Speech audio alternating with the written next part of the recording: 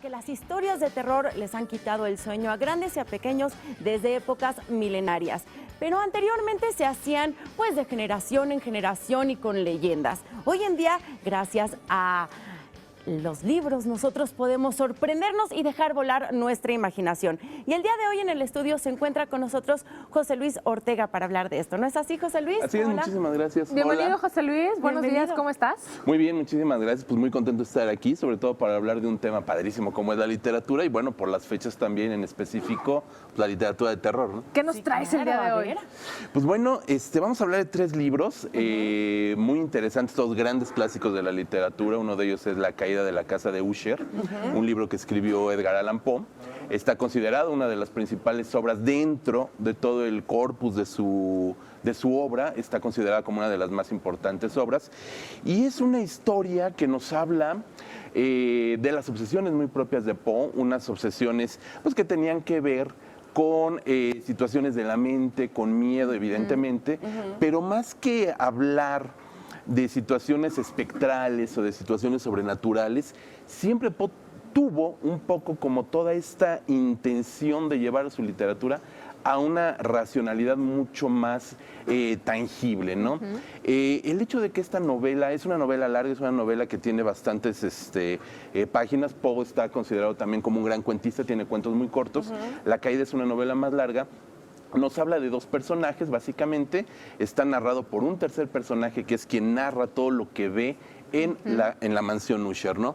Y es una historia que nos presenta unos personajes decadentes, unos personajes atrofiados por enfermedades físicas que van a ser también la apariencia de la mente, ¿no? Esas enfermedades físicas son lo que la gente puede identificar como los estados de la mente de estos personajes. Eso es algo muy importante. Digamos que va más allá, hablando específicamente de los estados de la mente o por los que pasa la mente, ¿no? Exactamente. Al final el cuerpo, lo que el cuerpo va a dejar ver como una enfermedad física no es otra cosa más que el reflejo de un estado mental, de un estado anímico, ¿no? Que aquí una de las cosas que a mí, bueno, pues me llama más la atención es que lo que hace Edgar Allan Poe no es solamente irse y referirse al monstruo, ¿no? Externo, Exacto, sino esta parte interna que nosotros podemos también, pues, sacar de cada uno. Exacto, y es bien interesante, en específico esta novela, el personaje Roderick Usher, que es un personaje, pues ya como comentábamos, decadente, en realidad vive con miedo, es una persona que vive no atemorizado por un fantasma, no atemorizado por un monstruo, no atemorizado como por estas situaciones o personajes. Digamos que su día a día, su estilo de vida, vivir con miedo. Exactamente, ¿no? Y también dentro de toda la literatura, dentro de esta novela en particular, lo que hace Poe es también retomar situaciones consideradas tabú. Estamos hablando del siglo, de mediados del siglo XIX, entonces estamos hablando de tabús sexuales, de sexualidad reprimida, del miedo al sexo, del miedo a todo este tipo de cuestiones. Bueno, como ya comentaba, era un tabú, ¿no? Ok, ¿qué otros libros nos traes? Bueno, una historia que evidentemente es un clásico también es Frankenstein. Claro, Frankenstein, sin duda. que es de Mary Shelley. Es una novela que en realidad tiene 3 versiones, ¿no? Es muy conocida la historia real, no es una leyenda, se ha presentado en películas como si fuera una leyenda, de que en una noche Lord Byron tiene en su casa, en su mansión en Suiza, a Mary Shelley, a su esposo Percy Shelley, ¿no? A Polidori, que es otro novelista también de terror, y que en una noche desarrollaran, les pide como un reto que desarrollaran una historia de terror, ¿no? En realidad, en esa noche no puedes escribir una novela en una noche, ¿no?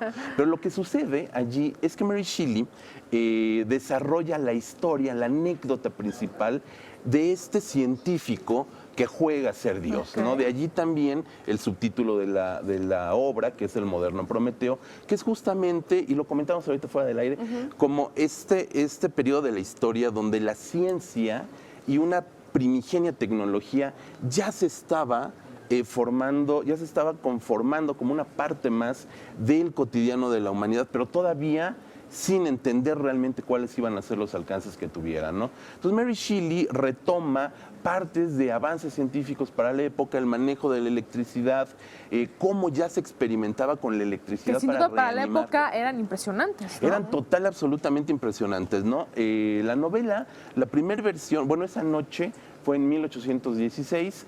En 1818 se presenta un primer borrador.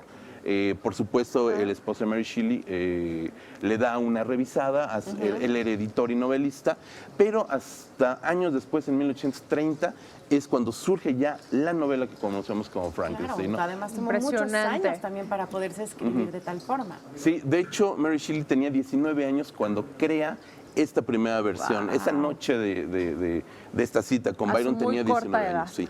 Y bueno, también esta novela tiene que ver mucho con el estado de ánimo y el estado mental de una chica muy joven de 19 años que había perdido hijos, que habían fallecido sus hijos y que también de alguna forma crear este monstruo era también como darle salida un poco a esa frustración de Claro. una maternidad frustrada, ¿no? Sí, sobre todo de la pérdida, ¿no? De no Exactamente. tener esta pérdida y poder hacer, bueno, jugarle al Dios. Jugarle a Dios y, por supuesto, ir más allá de la muerte. Tenemos ¿no? una Vencer a la última muerte. más, ¿cierto? Tenemos una última Drácula, evidentemente no podía faltar. No puede faltar.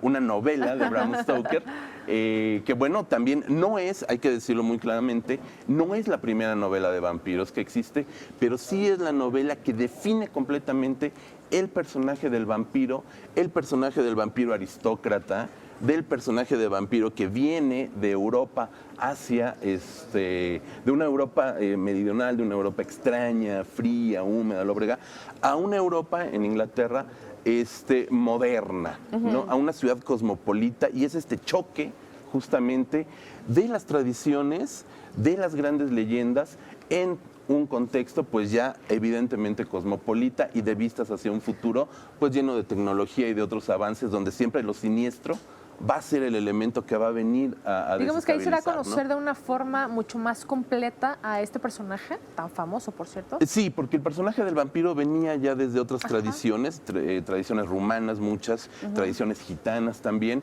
pero en este momento es cuando Bram Stoker define por completo el personaje del vampiro tal y como lo conocemos. Claro, Excelente. porque además nosotros, pues las historias se empezaban a contar de boca en boca. Exacto, ¿no? sí, todas son leyendas que Sí, surgen sin duda. propiamente de las tradiciones o de los folclores populares, ¿no? José Luis, excelentes recomendaciones, de verdad, muchas gracias. No, al contrario, muchas gracias a ustedes, es un gusto. Gracias. Y de verdad que es Gracias. como bien dicen, pues siempre echar a volar la imaginación a través de la literatura es lo mejor que le puede pasar a cualquier ser humano. Nos vemos a la próxima.